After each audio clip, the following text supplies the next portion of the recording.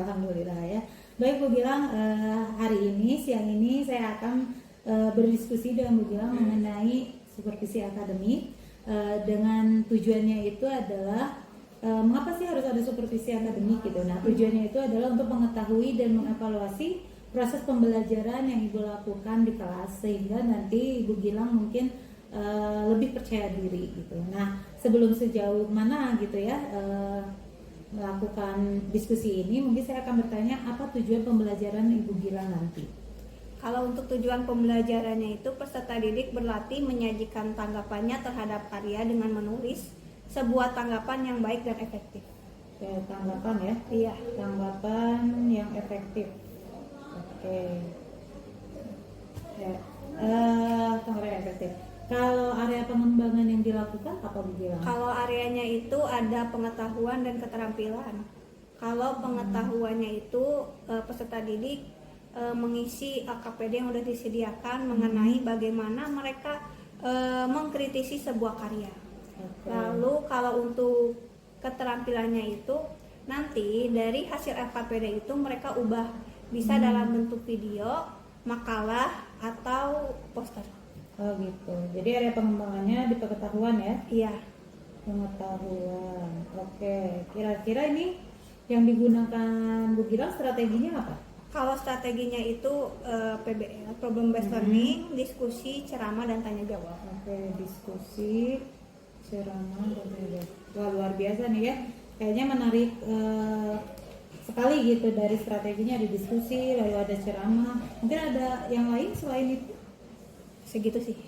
Ada apa presentasi gitu di dalam? Oh iya, presentasi ada. Oh, presentasi ada.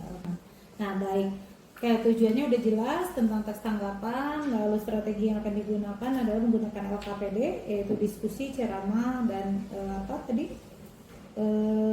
Diskusi, ceramah, tanya jawab ya. Tanya jawab. Nah, dalam strategi ini apakah masih ada kesulitan yang Bu Gilang rasakan gitu mengenai pembelajaran nanti gitu? Apakah ada yang perlu didiskusikan lagi? Kalau misalnya untuk kegiatan pembelajaran sih cuma ingin nanya aja, kan saya pakai jadi kan kalau dalam pembelajaran itu ada terdiferensiasi. Jadi nanti anak-anak itu kan sebelumnya mereka udah ngisi Google Form.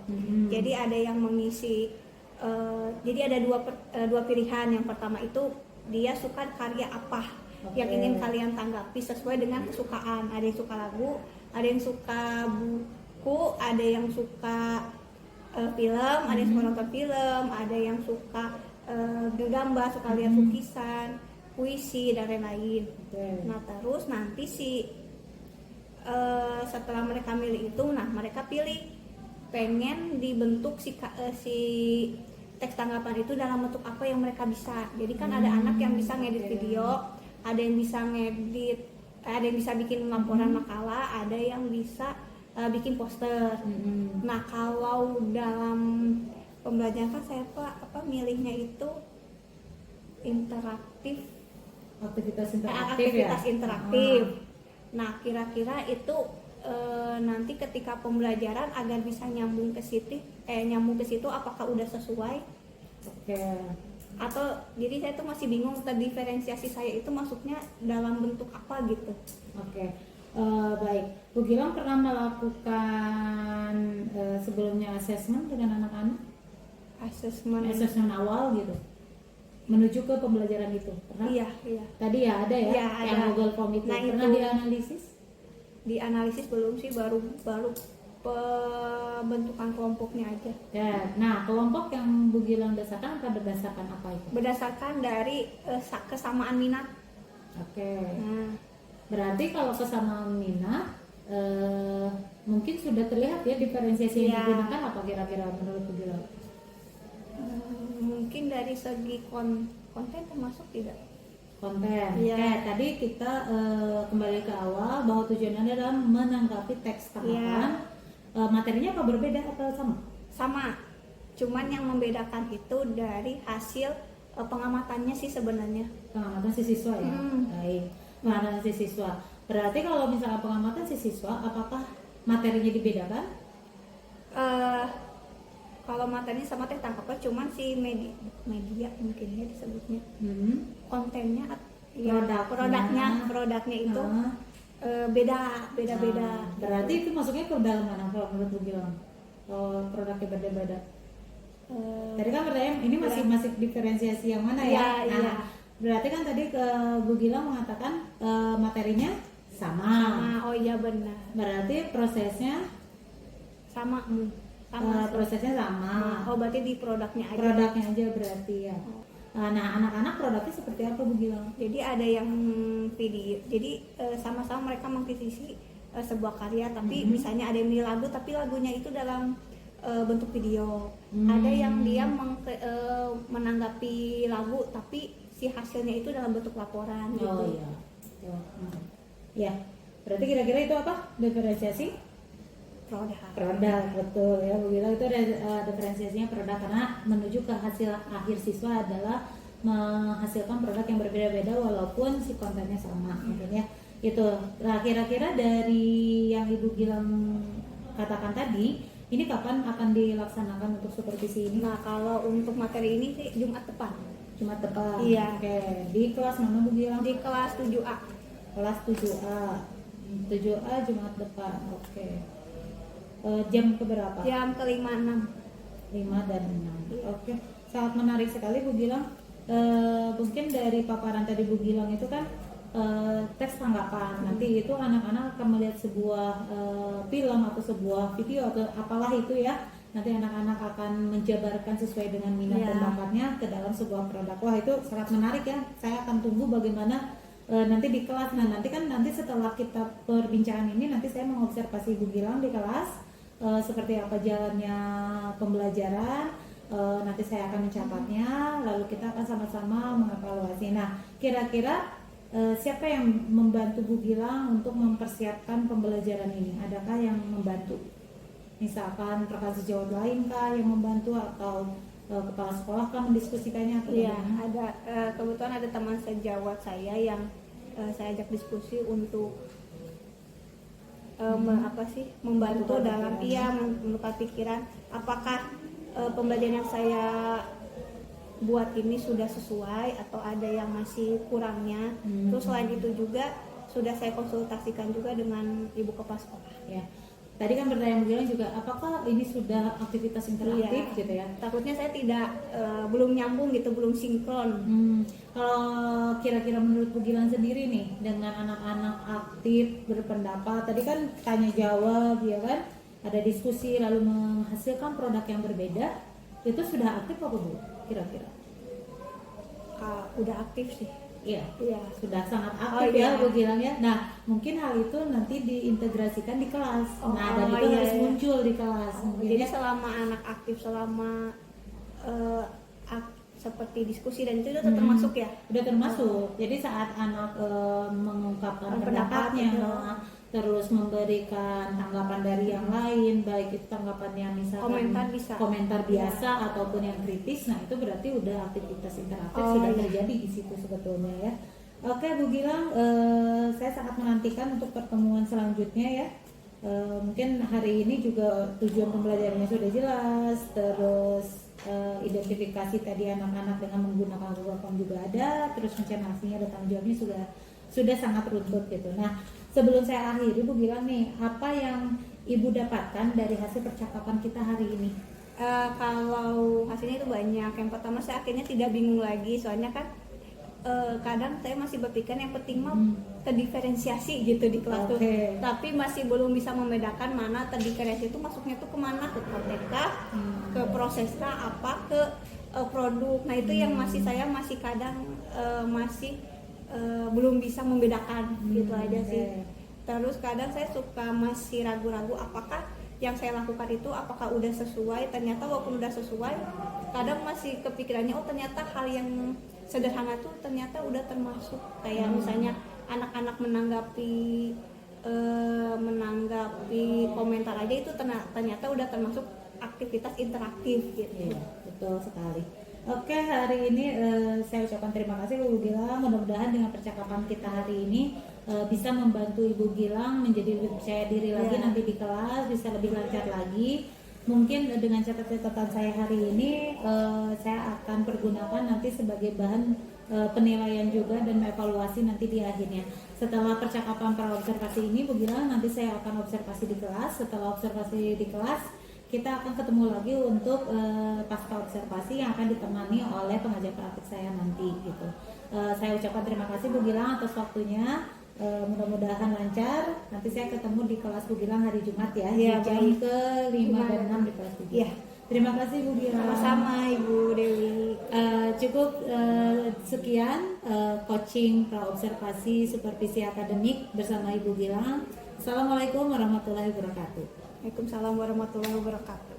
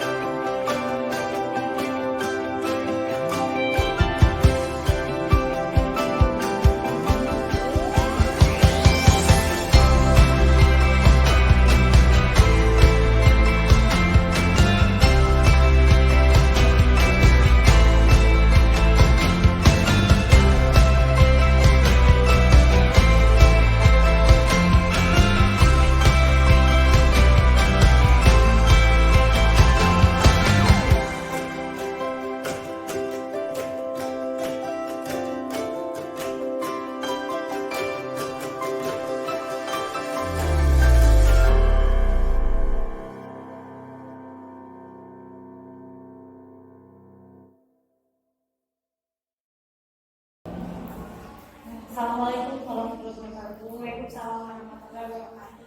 Apa kabar Bu Gilang? Baik, sehat. Ya, terima kasih Mbak Don meluangkan waktu hari ini Bu Gilang. Pada kesempatan ini mungkin kita akan berbicara pada pertemuan kemarin kan, dari pasca observasi itu Ibu sudah menyampaikan tujuan pembelajaran, lalu area pengembangan dan juga tahap-tahap atau strategi pembelajaran yang Ibu lakukan di kelas. Dan mungkin saya juga udah melihat bagaimana Bu Gilang menyampaikan materi tersebut di kelas yang cukup menarik.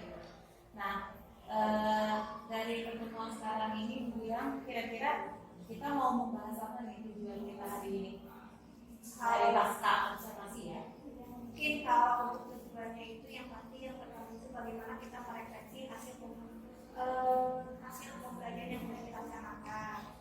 Lalu melihat apakah ada kelebihan atau kekurangan selama pembelajaran. Bisa jadi nanti kalaupun ada hal-hal yang kira-kira nanti bisa ditambahin nih buat kedepannya, saran-saran yang mungkin nanti kedepannya lebih baik ditambahkan ini atau lebih baik tidak ada ini. Mungkin seperti itu. Ya, luar biasa.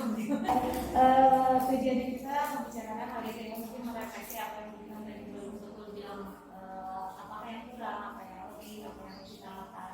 Nah, kira-kira menurut dulu apa yang harus kita lakukan atau apa hambatan kemarin?